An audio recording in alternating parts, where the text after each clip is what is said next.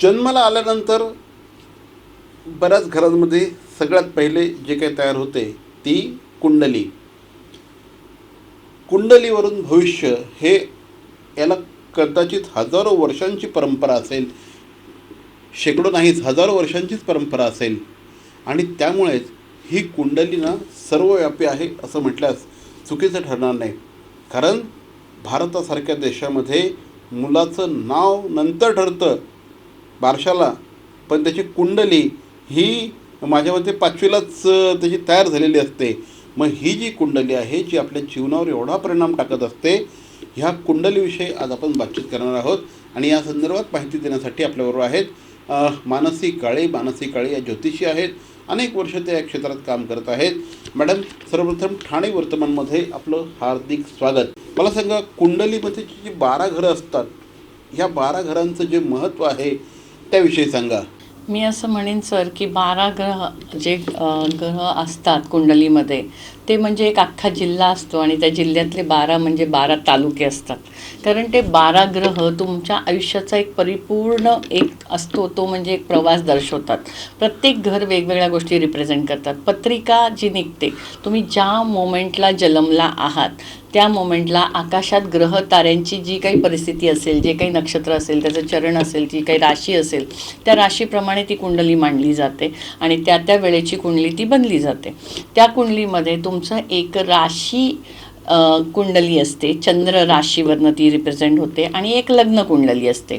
कुंडल्या खूप असतात, नवमांश असतं, D10 असतं, D12 असतं, बऱ्याचशा कुंडल्या बनतात. पण त्याच्यातल्या मेन 2 कुंडल्या बघितल्या जातात, ते म्हणजे चंद्र राशीनी राशी कुंडली आणि एक लग्न कुंडली. अशा 2 कुंडल्या जबरदस्त आपण परीक्षण करू शकतो त्याचं, किंवा त्याच्यावरनं स्वतःचा जीवनाचा एक प्रवास ठरवू शकतो.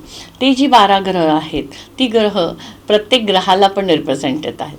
तुमचं पहिलं घर हे स्वतःला रिप्रेझेंट करतं, दुसरं घर तुमचं धन कुटुंबाला रिप्रेझेंट करतं, तिसरं ग्रह तुमचं पराक्रम रिप्रेझेंट करतं, तुमची भावंड रिप्रेझेंट करतं, चौथं घर हे तुमच्या आईचं घर मानलं जातं आणि तुमच्याकडे असलेली प्रॉपर्टी, इस्टेट, जमीन, वाहन याला रिप्रेझेंट करतं. 5वं घर जे आहे ते तुमच्या संततीला आणि तुमच्या एज्युकेशनला रिप्रेझेंट करतं. तुमच्या प्रेम प्रकरणं, तुमच्यामध्ये असलेल्या काही पूर्व प्रारब्ध कर्मसंचित हे 5वं घर दाखवतं. 6वं घर रोग ऋण शत्रूला रिप्रेझेंट करतं, की तुम्हाला आजार कुठले होऊ शकतात, ऋण होऊ शकतं का, शत्रू कुठल्या प्रकारचे असू शकतात, ह्या सगळ्या गोष्टी त्या घरावरून आपल्याला कळतील. 7वं घर हे पार्टनरचं घर आहे. तुमची पार्टनरशिप बिझनेसची असू दे किंवा स्वतःची वैयक्तिक पर्सनल, नवरा किंवा बायको याला रिप्रेझेंट करतं 7वं घर. 8वं घर आम्ही जे म्हणतो ते म्हणजे आपण म्हणतो की तुमच्या परावर्तनाचं घर आहे. ते 8वं घर हे आपण म्हणू की 8वं घर हे तुमचं ट्रान्सफॉर्मेशनचं घर आहे. त्याच्यामध्ये तुमचे सासू सासरे, कारण पार्टनरचं कुटुंब म्हणजे सासू सासरे पण त्याच्यावरनं बघितले जातात. तुम्हाला मिळणारी वडिलोपार्जित संपत्ती, तुम्हाला असलेलं गूढ नॉलेज, ऑकल्ट नॉलेज, हे सुद्धा 8व्या घरातनं समजलं जातं. 9वं घर हे भाग्याचं घर आहे. 9व्या घराला भाग्यस्थान म्हणलं जातं आणि त्याची मालकी असते गुरुकडे. गुरुनी स्वतःला 2 घरं ठेवली आहेत, एक 9वं आणि एक 12वं. 12वं घर मोक्षाचं घर आहे आणि त्याच्यामध्ये जे 10वं आणि 11वं घर आहे ते कर्माचं आणि तुमच्या प्रॉफिट अँड लॉसचं घर म्हणजे 11वं घर, तुमच्या इच्छापूर्तीचं घर म्हणजे 11वं घर. हे 2 घरं शनीला रिप्रेझेंट करतात. त्यामुळे कर्माचं फळ परत जे मिळतं ते गुरुच्या मार्फतच मिळतं. तुम्ही ह्या 2 घरात जी कर्म करणार आहात, 10व्या घरातलं कर्मस्थान आणि 11व्या घरातली इच्छापूर्ती, ही शनीला रिप्रेझेंट होते. शनी कर्मफलदाता आहे. पण हे 2 जी घरं आहेत, भाग्यस्थान आणि मोक्षस्थान, हे ज्याला कळलं त्याला आयुष्याचं सगळं सार कळलं. ज्याला गुरु कळला त्याला बाकीच्या गोष्टी कळल्या. कारण मोक्ष शेवटी गुरुच देणार आहे. त्यामुळे कर्माचं फळ मोक्षाकडनं मिळतं. 12व्या घराला, प्रत्येक घराला राशी आहेत. प्रत्येक घराचे एक वेगवेगळे कॅरेक्टरिस्टिक्स आहेत. 1 नंबरपासून 12 नंबरपर्यंत त्या राशी रिप्रेझेंट होतात. तर 12व्या घरात रास येते मीन आणि 9व्या घरात रास येते धनु. या दोन्ही राशी गुरुला रिप्रेझेंट करतात.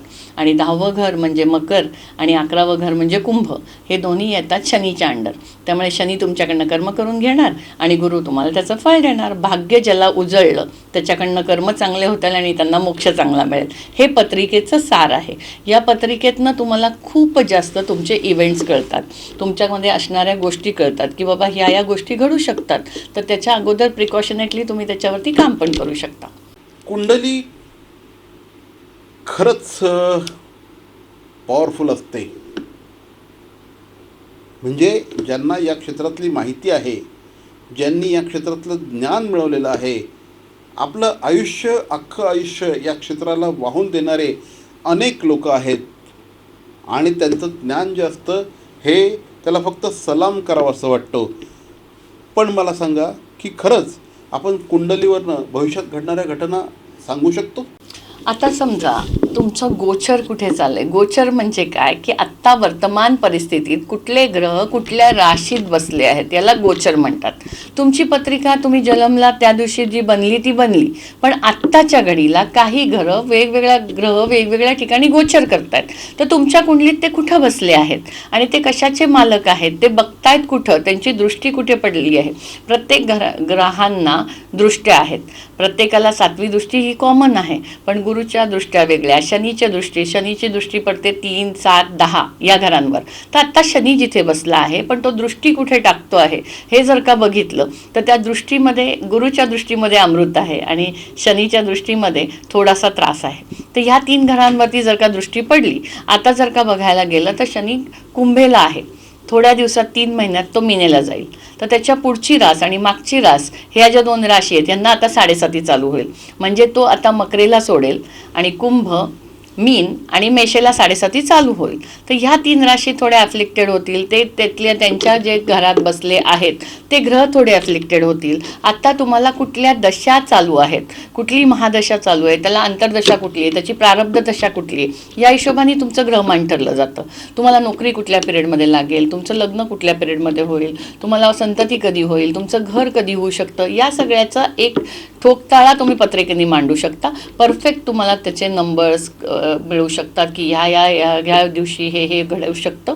या सगळ्या गोष्टी तुमच्याकडे पत्रिकेनुसारच होतील. पण त्यासाठी तुमची जन्मवेळ ही परफेक्ट पाहिजे. कारण 1 मिनिटांनी सुद्धा 2.25 मिनिटाला चंद्र बदलतो, चंद्राचं गोचर बदलतं. त्यामुळे 2 जुळ्या लोकांची पण नशीबं सेम नसतात. 2 जुळ्या लोकांच्या पण पत्रिका वेगवेगळ्या बनतात. तर तुमचं जन्म वेळ परफेक्ट असेल तर त्याची कुंडली परफेक्ट होऊन तुम्हाला त्याचं प्रिडिक्शन परफेक्ट मिळू शकतं. कारण नक्षत्र असतात, 27 नक्षत्र काम करतात. त्या नक्षत्रांची चरण असतात. त्या चरणांमध्ये तुमचा जन्म कुठे झाला आहे, तुमच्या अवखडा चक्रामध्ये नक्की काय आहे की तुमचा कुठला ग्रह तुम्हाला जास्त फायदेशीर ठरू शकतो किंवा कुठल्या घराची कोणती डिग्री आहे, कोणत्या डिग्रीवर तो बसला आहे, कुठल्या घरात बसला आहे, कोणत्या घराचा तो मालक आहे. या सगळ्या गोष्टी बघून त्याचा सारासार विचार करून परफेक्ट प्रिडिक्शन देणं हे ज्योतिषाचं काम आहे किंवा समोरच्या मेंटॉरचं काम आहे. कारण समोरचा माणूस अडचणीतच आहे, तो तुमच्याकडे सहज म्हणून आलेला नाही, त्याला काहीतरी इश्यूज आहेत म्हणून तो आला आहे. तर त्याला त्याच्या हिशोबाने परफेक्ट समाधानकारक उत्तर देणे, पॉझिटिव्ह उत्तर देणे हे खूप जास्त महत्त्वाचं आहे. तर मंडळी, तुम्हाला देखील कुंडलीविषयी काही माहिती हवी असेल तर स्क्रीनवर क्रमांक दिलेले आहेत आणि तुम्ही मानसी काळे मॅडमशी निश्चितपणे संपर्क साधू शकता. माझा पुढचा प्रश्न आहे की कुंडलीसाठी सगळं प्रथम म्हणजे मला एक सामान्य माणूस म्हणून जे प्रश्न पडतात ते विचारतो आहे की कुंडलीसाठी जन्मवेळ ही अत्यंत महत्त्वाची असते, परंतु ज्यांना जन्मवेळ माहिती नाही अशांचं काय, त्यांची कुंडली कशी बनते? जर का त्यांची जन्मतारीख तुम्हाला माहिती नाही आहे तर प्रश्नकुंडली हा एक वेगळा एक पर्याय आहे की तो ज्या मोमेंटला आला आहे त्या टाईमची तुम्ही कुंडली मांडू शकता किंवा तुम्ही त्याच्या साईनवरनं त्याचं प्रेडिक्शन देऊ शकता किंवा तुम्ही ग्राफोलॉजिकली फेस रिडिंगनी पण देऊ शकता.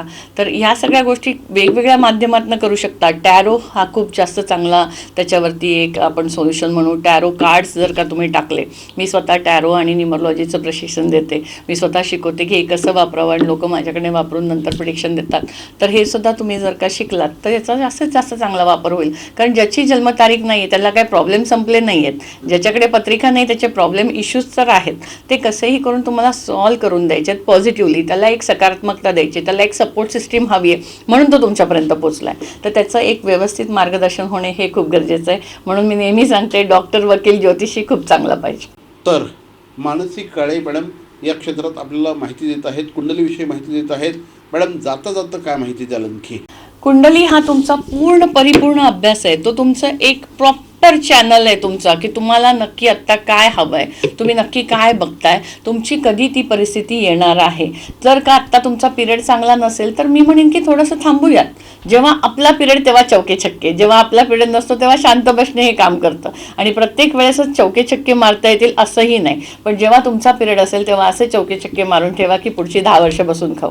तर तो पिरियड तुम्ही नक्कीच त्याच्यातनं बघू शकता. कुठलं घर आत्ता ॲक्टिवेट आहे ते बघू शकता. गोचरीनी ग्रहमान कुठलं चाललंय, 7.5 कुठं आहे, शनी कुठे बघतोय, का हे इश्यू येत आहेत, का तुमच्या घरात पैसा टिकत नाहीये, का कटकटी होत आहेत, किंवा प्रॉब्लेम कुठे येत आहेत धनसंचय व्हायला, किंवा रिलेशनशिपमध्ये कुठे प्रॉब्लेम येत आहेत, हे जर का तुम्ही शोधलं. आत्ताचा सगळ्यात महत्त्वाचा प्रश्न म्हणजे काय, रिलेशनशिप.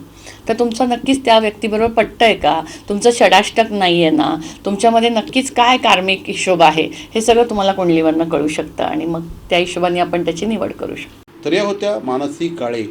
आज कुंडली या विषयावर त्या आपल्याशी चर्चा करत होत्या. तुम्हाला देखील मानसी काळे यांच्याकडनं अधिक माहिती हवी असेल तर निश्चितपणे स्क्रीनवर जे नंबर दिले आहेत त्यांच्याशी तुम्ही संपर्क साधू शकता. मॅडम, आमच्याशी बोललात त्याबद्दल धन्यवाद.